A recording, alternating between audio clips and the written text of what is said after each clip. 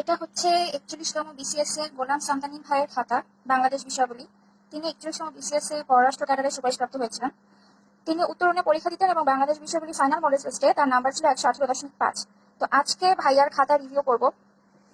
রিটেনে বাংলাদেশ বিষয়াবলীতে ভালো করতে গেলে কিভাবে লিখতে হয়, লেখা প্রেজেন্টেশনটা কিরকম করতে হয়, তো সেটাই আজকে আপনাদের দেখাবো। তো শুরু করছি। প্রথমে প্রশ্ন ছিল বাংলাদেশের ভৌগোলিক অবস্থান ও ভূপ্রকৃতির বর্ণনা। তিনি প্রথমে বাংলাদেশের ভৌগোলিক অবস্থানটা কত ডিগ্রি থেকে কত ডিগ্রির ভিতরে সেটা লিখেছেন। তারপর বাংলাদেশের আয়তন কত সেটা উল্লেখ করেছেন। পরবর্তীতে ভূপ্রকৃতির বিষয়টাকে তিনি তিনটি যে পাহাড় সমূহ, টারশিয়ারি যুগের পাহাড়, সাম্প্রতিক যুগের সমভূমি, তারপর প্লাইস্টোসিন যুগের সমভূমি, এটা তিনি খুব সুন্দরভাবে প্রেজেন্ট করেছেন। তার খাতার প্রেজেন্টেশন কিন্তু আসলেই দেখার মতো এবং তার হাতে লেখা সত্যিই অসাধারণ।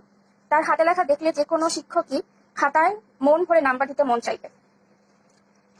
পরবর্তীতে যে প্রশ্নটা ছিল ক্ষুদ্র নৃগোষ্ঠী সম্পর্কে, তিনি বাংলাদেশে যে ক্ষুদ্র নৃগোষ্ঠী সম্পর্কে যেটা বলা আছে সংবিধানে সেটা উল্লেখ করেছিলেন, যদিও তার এটা ভুল, তা উল্লেখ করে দেখে দিয়েছে। উত্তরণ কি হবে সঠিক উত্তর 23-এর ক। তারপর তিনি ক্ষুদ্র নৃগোষ্ঠী যে একটা প্রেজেন্টেশন দিয়েছেন, এটা খুবই আকর্ষণীয়। পরের পৃষ্ঠে বাংলাদেশের ক্ষুদ্র নৃগোষ্ঠীরা কোথায় কোথায় বাস করে তিনি সেটা দেখিয়ে দিয়েছেন।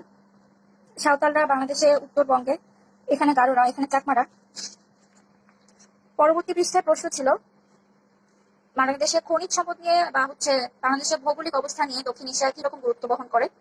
তিনি এখানে এই প্রশ্নটায় বাংলাদেশের ভৌগোলিক অবস্থানের গুরুত্ব তিনি একটি ম্যাপ দিয়ে বুঝিয়ে দিয়েছেন। বাংলাদেশের আশেপাশে তার প্রতিবেশী কি কোন কোন দেশ আছে, বাংলাদেশ কেন গুরুত্বপূর্ণ, চীনের বিয়ারের কারণে, অগস্টের কারণে, বাংলাদেশে দক্ষিণ এশিয়ার যে বঙ্গোপসাগর আছে সেটার কারণে বাংলাদেশ গুরুত্বপূর্ণ।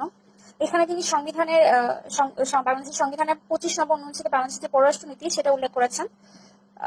তার প্রেজেন্টেশন স্কিল খুবই সুন্দর। পরবর্তীতে বাংলাদেশের সংবিধানের মূল নীতিগুলো সেটি হচ্ছে তিনি এরকম একটি প্রেজেন্টেশন করেছেন। আর এখানে আছে বাংলাদেশের নারী অধিকার সম্পর্কে 19-এর 1, 19-এর 3, 27, 28-এর 1, 2, 3, 4, 29 আর হচ্ছে 65-এর 3। তো এই হচ্ছে সামদানি ভাইয়ের খাতা।